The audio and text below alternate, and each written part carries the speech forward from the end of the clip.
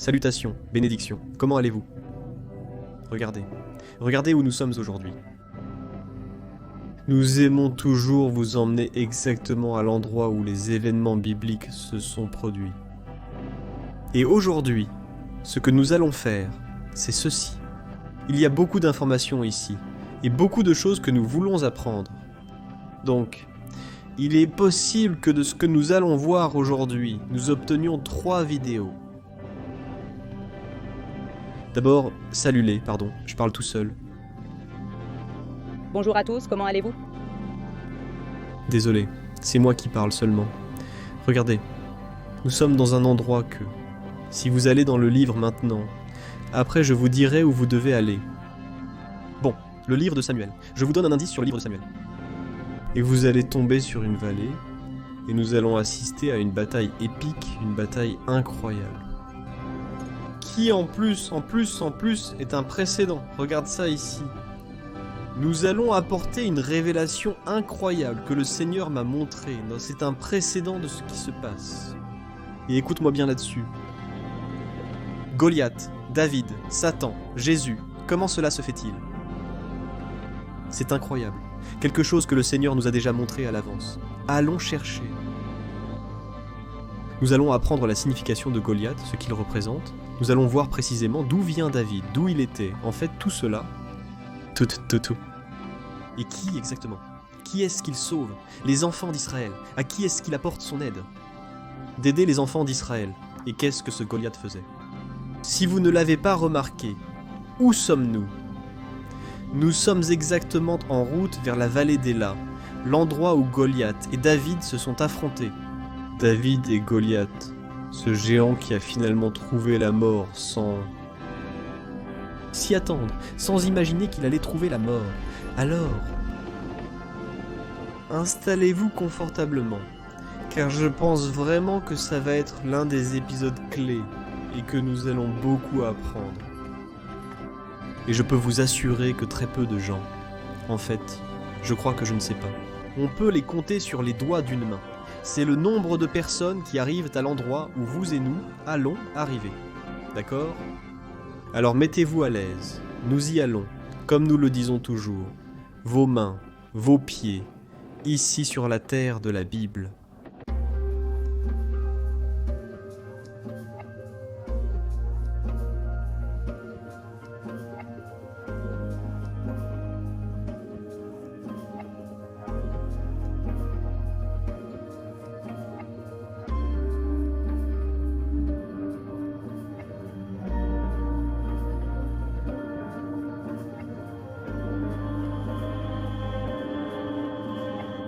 Nous venons de descendre du véhicule. Pour arriver jusqu'à cet endroit, il faut quitter la route, comme vous avez pu le voir. Et c'est un chemin plutôt bon dans l'ensemble. Ce n'est pas si désagréable d'arriver jusqu'ici. Je veux dire, désagréable dans le sens où ce n'est pas difficile. Il n'y a pas beaucoup de nids de poules ni rien de ce genre. Même si vous êtes bien entraîné et vous pouvez venir à vélo, même avec des vélos tout-terrain. Ce n'est pas tout le terrain qui est comme ça. Vous pouvez venir ici aussi. Parce qu'on commence par ici, moi. Parce qu'on commence par ici, en fait. À l'endroit où nous allons aller maintenant. Parce qu'en fait, si maintenant nous allons vous montrer. Première de Samuel. Prépa. Ayez votre Bible, mon frère. Première de Samuel, chapitre 17, verset 52. On ne dit pas, disant, tu peux le lire là? Oui? Il est écrit 1 de Samuel 17, 52. Alors les Israélites et les Judéens se sont levés et ont crié. Et ils poursuivirent les Philistins jusqu'à la vallée et jusqu'aux portes d'Écron. Et les Philistins blessés tombèrent sur le chemin de Charim jusqu'à Gad et Écron. D'accord. Pour ceux qui connaissent les Écritures, là, en réalité, nous sommes presque à la fin du résultat de la bataille entre David et Goliath. Et remarquez que là, ce que nous venons de lire, il y avait plusieurs villes. En fait, il y a des villes des frères de Goliath. Exactement, nous allons aussi parler de cela. Qui étaient les frères de Goliath? Combien de villes y avait-il? Pourquoi exactement David a-t-il pris 5 pierres? Il y a aussi beaucoup de significations dans tout cela. Parfois, nous lisons l'histoire et nous la survolons. Mais il y a beaucoup d'importance dans chacune des choses. Ici. Maintenant, il y a l'une des villes, là-bas qui te dit que les déchus étaient là depuis. En espagnol, on dit Saharaim, mais en hébreu, c'est Sheharim, qui en réalité est Char. En hébreu, cela signifie entrée. Sheharim, ce sont 2 entrées. D'accord? C'était l'une des villes, en fait, la dernière ville que nous avons aujourd'hui enregistrée archéologiquement. On peut confirmer et assurer qu'elle appartenait à la tribu de Juda, qui par la suite a également été habitée à un moment donné par la tribu de Siméon. Maintenant, si la tribu de Juda était là, il est possible que David y ait également été présent. David, avec son père, ses frères et tout le peuple de l'armée d'Israël de cette époque, la Bible nous dit que l'affrontement entre David et Goliath s'est déroulé d'un côté. Elle parle d'une ville appelée Soko. Elle nous parle d'une autre ville appelée Azeka.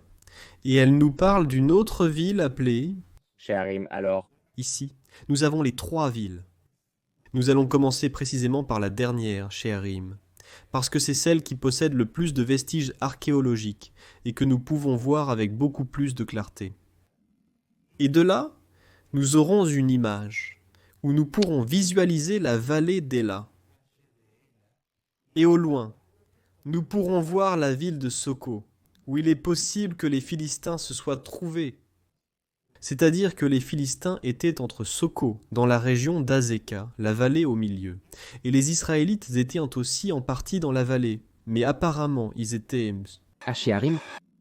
Qui est l'endroit où nous allons entrer exactement maintenant. On ne peut pas entrer avec des véhicules ici. Nous devons y aller à pied. Mais si vous faites attention en chemin, vous remarquerez aussi qu'il y a de grosses pierres. Les pierres que David avait n'étaient pas comme ça. Nous allons vous montrer à quoi ressemblaient ces pierres.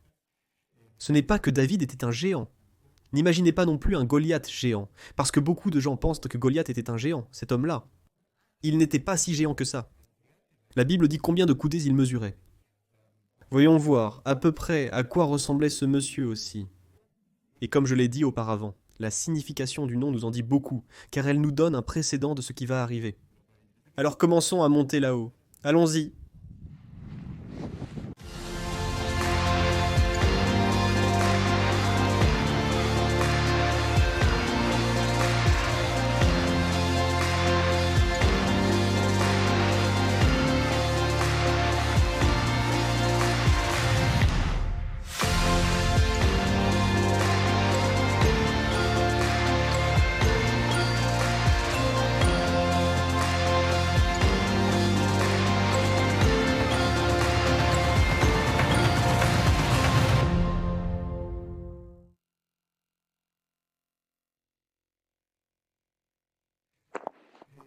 Laure, tu sais quoi?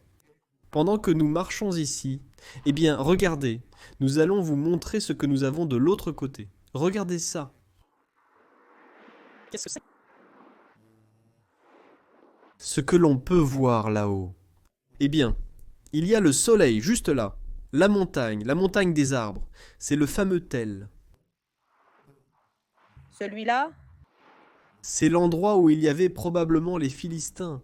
Mais bon, d'ici, on ne peut pas encore voir. La vallée, c'est juste derrière ici. Pourquoi? Parce que nous sommes sur une deuxième montagne. Nous sommes de l'autre côté du mont. Maintenant, vous savez? Bon, je ne sais pas si vous savez. Je ne sais pas si tu savais. Laure, bon, oui, tu savais. Le nom de la vallée d'Ela. À quoi est-ce dû? À nous. Il est... Elohim. Dieu est Dieu. 3 en 1. Mais il est utilisé pour dire Dieu. Vous avez peut-être beaucoup entendu l'expression de toute la L, tous ces termes en hébreu. Il est Dieu et Ela est Dieu. Dieu? Maintenant, ce n'est pas qu'il y avait ici une déesse ou quoi que ce soit de ce genre, mais plutôt dans le monde de la nature, des plantes. Tout comme il existe le roi lion chez les animaux, il existe aussi des reines chez les plantes. Et il se trouve que dans cet endroit, dans cette vallée, on parvient à coïncider. 3 types d'arbres qui sont considérés les 3 reines. Les 3 arbres que l'on ne peut trouver qu'à cet endroit. Ensemble, tous les 3, ensemble. C'est pour cela qu'on l'appelle la vallée des Lats. Maintenant, après, nous allons vous montrer à quoi ils ressemblent et quels sont exactement leurs noms. Ils nous entendent fatigués. Nous ne sommes pas en forme. Ils nous entendent fatigués. Non, ce n'est pas que nous ne sommes pas satisfaits. Regardez, regardez tout ce que nous avons grimpé. Regardez, ça... Ce n'était pas rien. On vient de monter tout ça. Pourquoi faire? Ah, regardez. Où êtes-vous? Et où sommes-nous? Dans l'une des rares villes ou vestiges de villes qui restent. Comme preuve que le peuple juif a vécu ici, que la tribu de Juda a été ici. Ceci est Sheharim. Et nous sommes devant l'entrée qui mène vers la zone nord-ouest.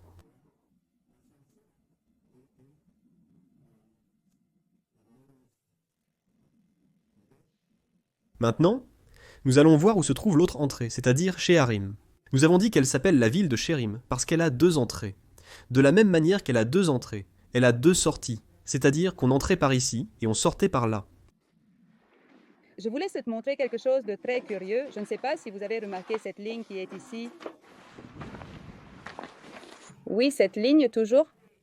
On fait cela lorsqu'on reconstruit quelque chose d'ancien. Donc, d'ici vers le bas, c'était l'original, et à partir de cette ligne vers le haut, c'est une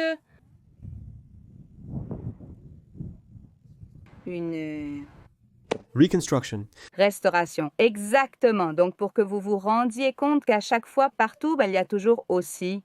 Lorsque nous étions à Tel Bershevatamil, nous avions vu une ligne qui marque la différence. La ligne n'est pas toujours la même, mais vous allez tout de suite vous rendre compte qu'il y a une ligne qui divise. Pour que nous puissions voir ce qui était original, c'est cela. L'original qui a été trouvé, parce que possiblement cette roche qui est ici était aussi une roche originale. C'est juste qu'elle était tombée, rien de plus. Qu'elle n'était pas exactement à sa place. Alors on ramasse des pierres qui se trouvaient sur place, qui sont évidemment semblables à celles qui étaient déjà là. Parce que les constructions se font avec la roche qui se trouve sur place et on les place, on essaie de les construire conformément à l'original qui se trouve en dessous. Cela sera toujours visible. Et l'entrée, regarde, tu vois ce qu'elle a? C'est une entrée de Chine, n'est-ce pas? C'est une entrée comme ça. Shin, comme l'initiale de Shaddai. De Shalom, c'est comme ça.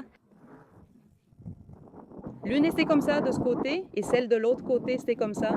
Alors, de cette façon, ici, c'était des petites chambres. À ces 3 endroits, c'était des chambres. Aujourd'hui, elles nous semblent vraiment très petites. Bon, pour pouvoir voir ce Shin, en réalité, il faut prendre une image aérienne. Il faut regarder d'en haut, mais on... Peut plus ou moins voir qu'il y a comme à... Voyons si nous pouvons la voir d'ici. Regarde, tu veux dire ça? Voyons. Alors, ici, on a une sorte de pièce. Hein. Exactement. Et dans cette pièce, il y avait soit les juges assis, soit les personnes les plus importantes, même lorsque. Vous vous souvenez qu'on avait aussi lu d'en bas, qu'on a lu plusieurs fois, quand Moïse s'asseyait aux portes et que le peuple venait. Alors, je ne dis pas que c'est ici, mais je fais référence à cet endroit où il y avait des gens importants. Si on voulait savoir ce qui se passait, il fallait venir du côté des portes. Et voilà, c'est pour ça. Ce n'est pas qu'ils étaient tous debout sur le chemin. Ils avaient de petits endroits, de petites pièces qui étaient destinées à ces personnes avec des sièges. Ils pouvaient s'asseoir. J'ai dit que j'allais essayer de monter ici pour pouvoir voir Jing dont tu parlais. Nous y voilà, regardez. Vous dites, mais qu'ils ne prennent pas de risques. Qu'ils ne prennent pas de risques. Moi je dis que nous sommes déjà ses jambes. Nous devons les activer. Voilà, donc nous avons comme une ligne. Imaginez, c'est comme un E, comme un E. Et là-bas de... Comme 2 œufs face à face, exactement. Alors nous avons l'autre. Et Et cela, évidemment. Aller vers le haut. Et c'était comme... s'il fallait payer des impôts. Ici, on les payait. Ici, on payait. Ici, c'était le plus important. Maïs. Par là-bas, voilà, d'un côté, il y a un mur, et ici, il y a l'autre mur. Ça va d'un côté et de l'autre. Oui, d'ailleurs. Le mur de cette ville est aussi similaire à celui de la ville de Jéricho. Et comme celle que nous avions vue dans l'épisode de Tel Beersheba. Ce sont des murailles d'environ 1,5 m de large, qui ont aussi un espace au milieu servant de protection, comme un abri ou quelque chose comme ça. Imagine-toi qu'il y a des milliers d'années, les enfants d'Israël passaient par ici. Oui, Exactement. il est possible que parmi eux, il y avait ce jeune garçon avec ses moutons. Qu'est-ce qui se passerait ici, dans cette ville? Pas parce que c'était une ville, Oui, c'était... l'une des principales villes. Nous allons aller vers cet endroit parce que d'ici, je veux vous montrer à quoi ressemblait la vallée. Et ici, nous allons avoir une image incroyable de cet endroit. Et en plus, nous pouvons voir cette différence d'une vallée à l'autre vallée. Maintenant, comme nous l'avons dit, nous n'allons pas pouvoir tout voir aujourd'hui.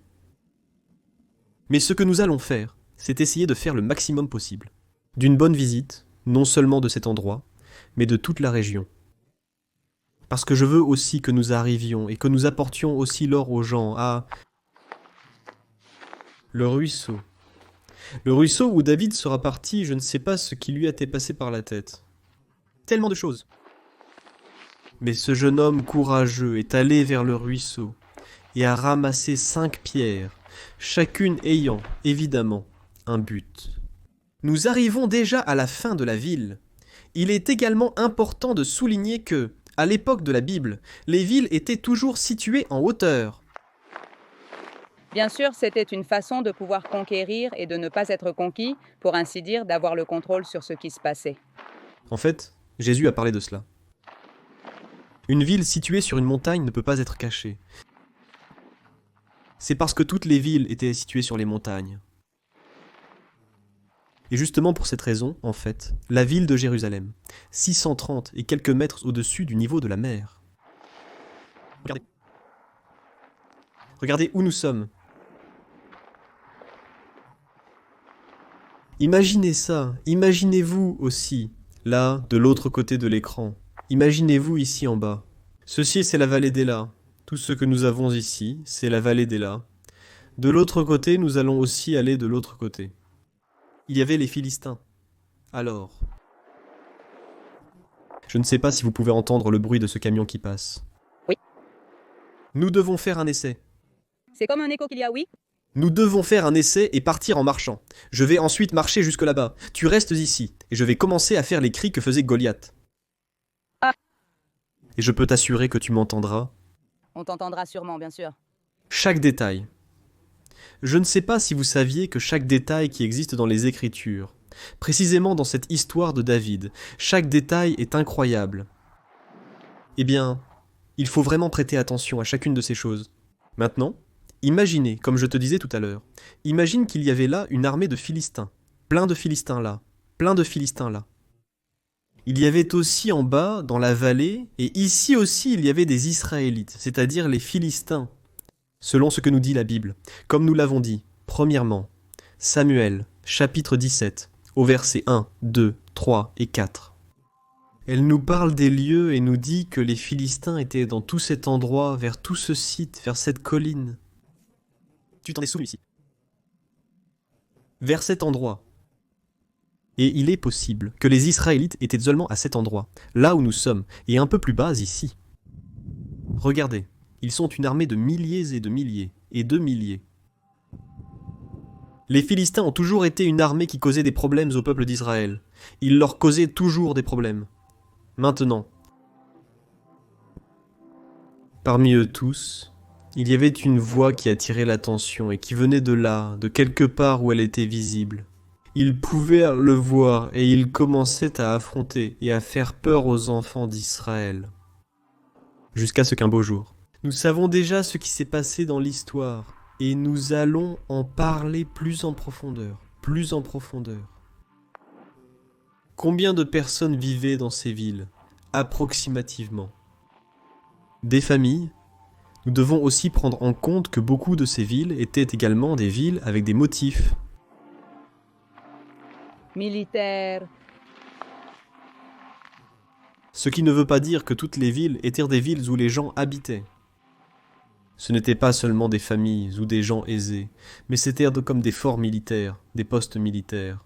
Et ainsi, nous avons aussi la ville de Megiddo, l'un des forts militaires du roi Salomon à cette époque. Pour arriver jusqu'ici, où sommes-nous? Plaçons-nous. Derrière, si vous pouvez voir là-bas, comme ces grues. Derrière cela se trouve la ville de Bethléem, tu savais? Nous l'avons tout près, là-bas c'est Bethléem. Tu te souviens qui est venu de Bethléem? Qui est venu? David lui-même, n'est-ce pas?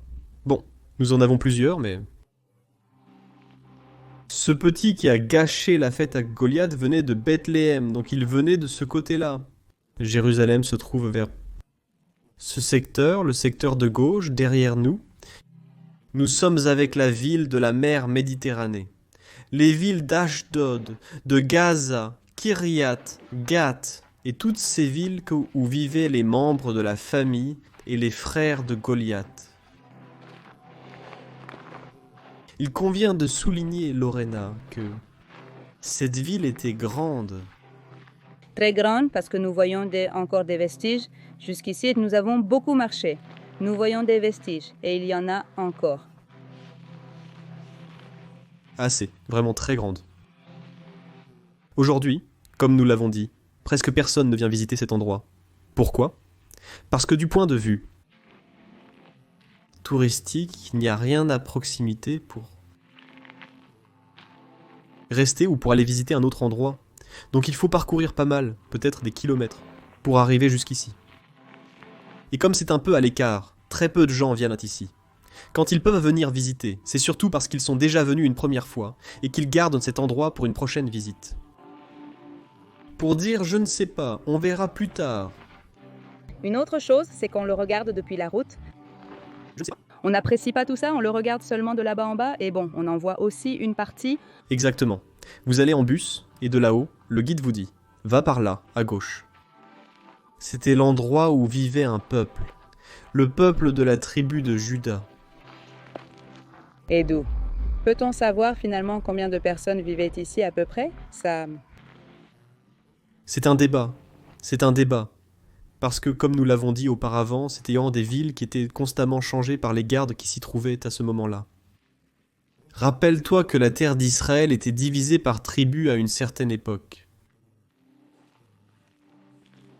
David n'était pas encore roi lorsque cette ville existait, c'est-à-dire qu'Israël n'était pas unifié.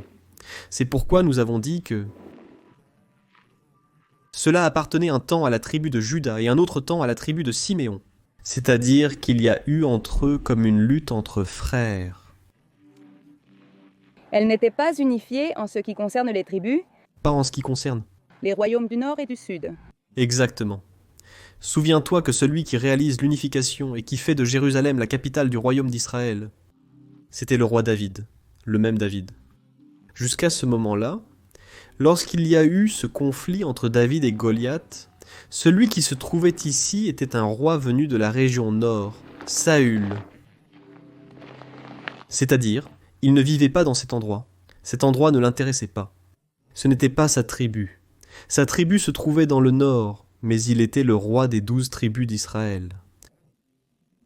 Donc tout ce qui se passait ici, en réalité, c'était avant tout un contrôle.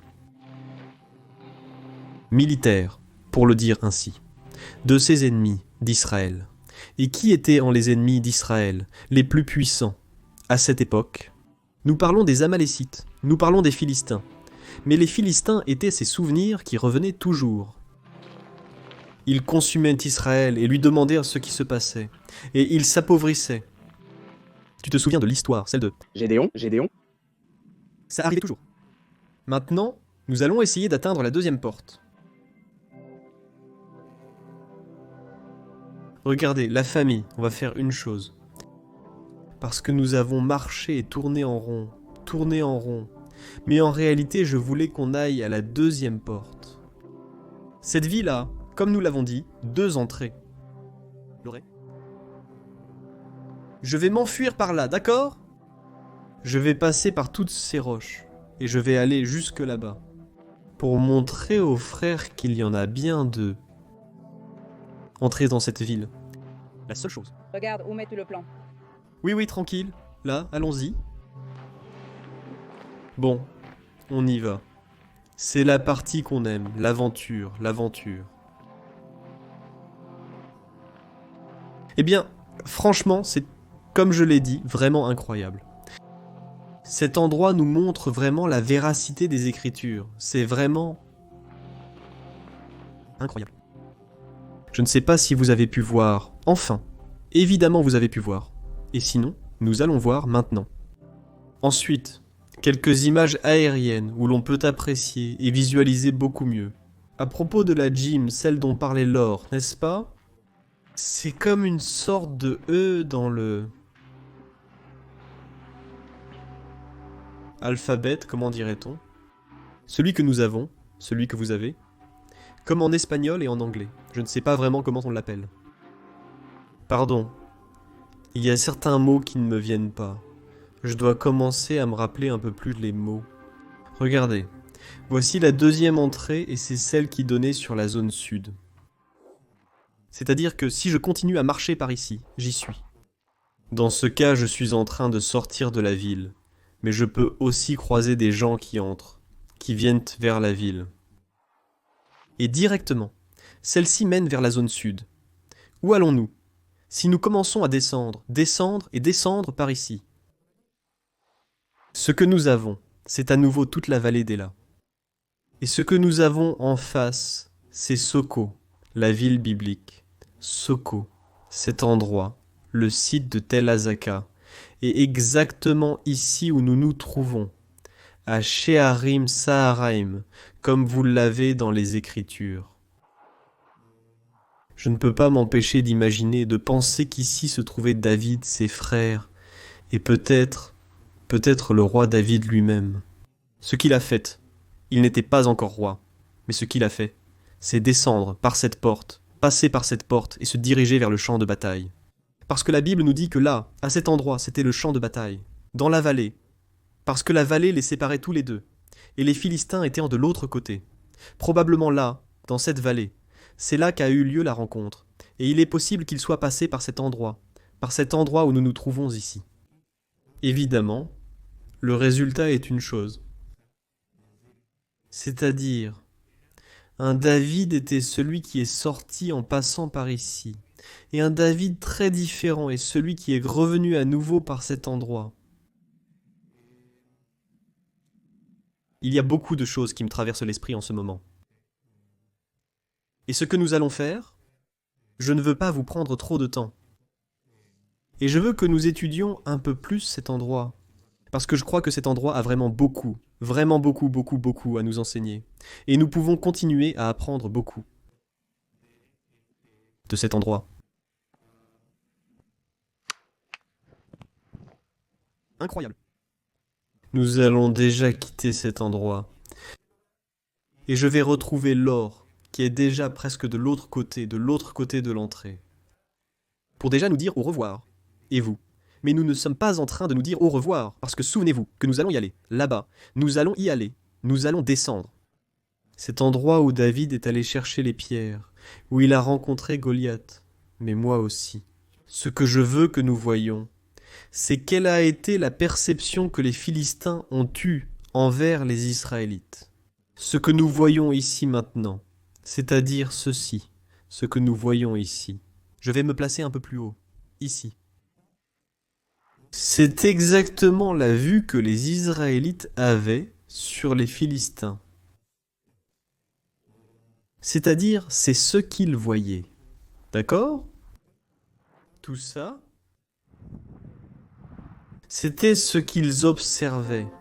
Et ce champion qui sortait et faisait peur aux enfants d'Israël. Terrible, terrible. Continuons. Nous sommes déjà en train de nous dire au revoir.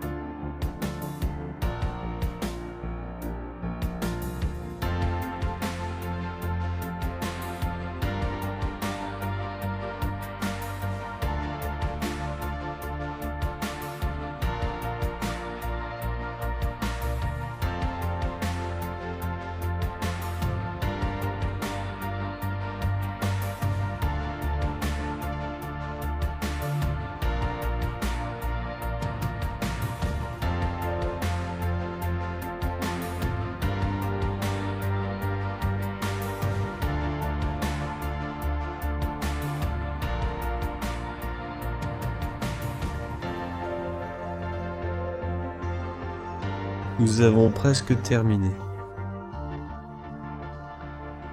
cette promenade. Mais en vérité, il y a encore beaucoup à explorer. Ici, le temps nous manque. Nous sommes déjà presque au coucher du soleil. Dans un moment, il fera nuit. Le soleil est déjà en train de descendre vers la zone de la mer Méditerranée. De ce côté-là, eh bien, toi tu peux voir un peu plus, moi un peu moins. C'est une blague, c'est une blague.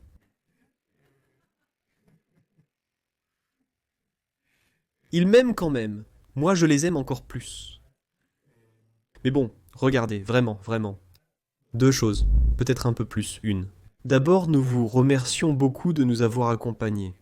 Pour nous, c'est un immense privilège que vous soyez là. Je ne sais pas comment vous allez.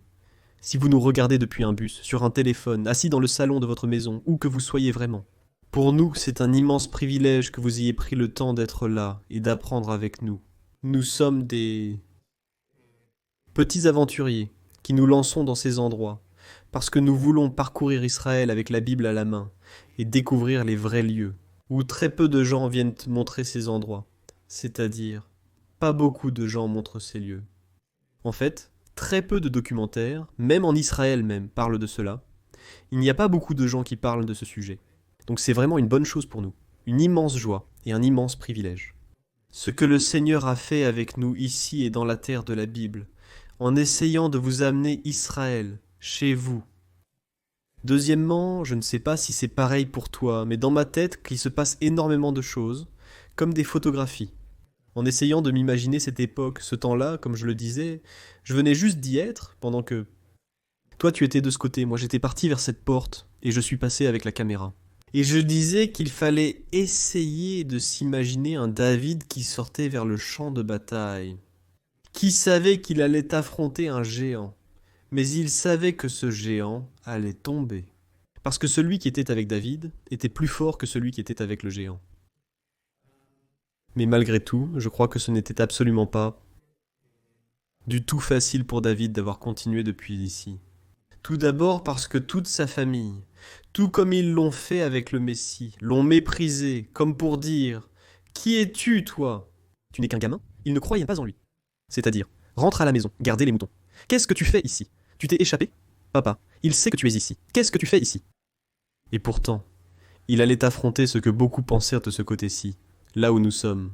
Qu'il allait peut-être trouver la mort et que ce serait une honte pour les Israélites. En fait, les Israélites étaient déjà dans la honte. Parce que, pendant combien de jours étaient-ils là-bas? 40 jours qu'ils sortaient et leur parlaient, jour après jour, encore et encore. Et ces gens étaient là, comme si leurs jambes tremblaient, leurs genoux tremblaient. Jusqu'à ce que le plus petit de tous apparaisse, le plus insignifiant de tous, celui que Samuel Bayung, et finalement c'est lui qui va affronter. Et il finit par donner la victoire aux Israélites. Quand les Israélites voient que ce géant tombe, imagine ce que cela a dû être. Des cris, une clameur, allons-y, il est tombé. Ce géant qui nous menaçait est tombé. Et qu'est-il arrivé aux Philistins? Je crois que le tapis de Philistins qui se trouvait de ce côté-là a commencé à se disperser et à traverser de l'autre côté. Parce qu'ils allaient tous dans l'eau. Ils se dirigeaient déjà vers la mer Méditerranée. Et revenons au bateau, revenons en droit. Car les Israélites arrivent maintenant. C'est comme si David avait marqué le but de la victoire. Allons attraper ce David, j'imagine, évidemment. Juste comme il est sorti. Peut-être attristé parce qu'il n'avait pas de soutien. De sa famille, de ses frères, de ses amis, de ceux qui étaient ici. Mais cependant, il avait le soutien du Tout-Puissant. Maintenant, comme nous le disions, il n'y avait pas seulement sa famille ici. Il n'y avait pas seulement ses frères. Il n'y avait pas seulement l'armée d'Israël. Mais le roi lui-même se trouvait à cet endroit. Le roi Saül était à cet endroit. Et tu te souviens de ce qu'a fait le roi Saül? Et oui, le roi Saül, la première fois qu'on l'a amené, c'est comme s'il n'arrivait pas non plus à y croire. Mais même ses propres vêtements qu'il voulait lui donner, essayer, enfin c'était évident que les vêtements du roi Saül n'allaient jamais convenir aux habits des autres. Le contexte physique était différent. Donc toutes les armes du roi Saül ne pouvaient jamais aller à un jeune garçon. David qui? David était aussi beaucoup plus mince. Il était fort, mais ce n'était rien à voir.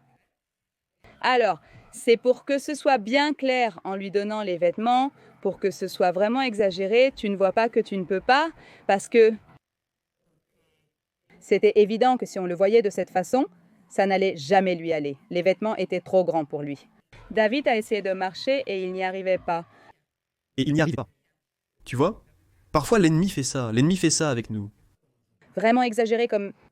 Pour que tu t'en rendes compte à part, mais ce ne sont pas des choses inventées, ce sont des choses réelles, parce que c'était la réalité de David. Les vêtements ne lui allaient pas, les vêtements étaient trop grands pour lui, donc il n'était presque pas nécessaire que quelqu'un dise quoi que ce soit.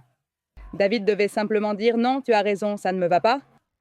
Mais il pensait injustement qu'en se voyant comme ça, David allait abandonner, mais en réalité, il a simplement dit « Je ne suis pas habitué à porter ça parce que je ne me suis jamais entraîné ». Et il n'a pas abandonné pour autant, c'est-à-dire qu'il est parti sans les armes. Je pense aussi qu'une des choses que la posture du roi David nous enseigne ici, c'est d'être soi-même. C'est-à-dire, ne cherche pas à imiter quelqu'un d'autre. C'est-à-dire, sois toi-même. Dieu t'a créé exactement comme tu es. Accepte-toi comme tu es. Ne cherche pas à porter les vêtements d'un autre, c'est-à-dire, ça ne te va pas. N'imite pas un autre, tu n'es pas cet autre. Simplement, ce que nous devons comprendre et qui nous donne cette assurance, c'est que celui qui est avec nous est bien plus fort que celui qui est avec les autres. La fronde lui suffisait, tout comme Dieu l'a oint par l'intermédiaire de Samuel, et il est venu avec sa fronde, c'est ce qu'il avait. Dieu lui a dit, c'est ce que tu dois faire. Et il ne manquait rien d'autre, même si ce n'était pas ce que ça semblait être, mais en réalité il n'a rien fait d'autre. Il ne fallait que la fronde et le courage. Croire En Dieu. Eh bien, regarde, on peut rester ici des heures et des heures à essayer d'entrer beaucoup plus en profondeur. Parce qu'ici, c'est comme si la Bible était, je ne sais pas, en 3D, c'est comme si ici la Bible parlait, non? La Bible parle dans le désert, la parole parle, c'est ce que dit la langue hébraïque. Comme je l'ai dit, nous allons continuer à parcourir cet endroit, nous allons entrer dans la vallée. Nous allons passer de l'autre côté pour essayer de voir ce que voyaient les Philistins. Comment ils voyaient les Israélites de ce côté. Donc, nous avons encore beaucoup à parcourir ici dans cet endroit. Cette vallée est incroyable. Nous allons arriver au ruisseau. Nous allons chercher quelques pierres. D'ailleurs, je vais emporter quelques pierres d'ici. Je vais les garder à la maison. Regardez. Je pourrais vous envoyer quelques pierres d'ici, de l'endroit exact de la vallée d'Ela, pour que vous puissiez les avoir chez vous. Mais je crois que je devrais envoyer des milliers et des milliards de pierres. Je ne sais pas si on va me laisser faire, mais on va vous faire ce cadeau. À un moment donné, je prendrai quelques pierres. Et vous savez quoi? On va faire quelque chose avec vous. On va vous préparer quelque chose. Pas la faire gagner, parce qu'on ne croit pas au tirage au sort, mais on va voir comment on va vous l'offrir. Et on va voir ce qu'on fait pour que vous ayez aussi une pierre d'ici, comme celle que... le roi David a ramassée. Famille, merci beaucoup, vraiment. Maintenant, nous prenons congé, passez une bonne journée. C'est beau si ce... vidéo a été une bénédiction, partagez-le. Mais le plus important, ne manquez pas la prochaine rencontre que nous aurons, qui sera la deuxième partie de la vallée de... Affrontement entre David et Goliath. Rappelez-vous, aujourd'hui, nous venons de voir cela du point de vue des Israélites et de David. Nous allons maintenant voir cela du point de vue de Goliath. Et nous allons terminer dans la vallée d'Ela, le lieu de l'affrontement. Bénédiction. bénédiction à tous, au revoir. Comme nous le disons toujours, shalomou, brajot, au revoir la famille, shalom, shalom.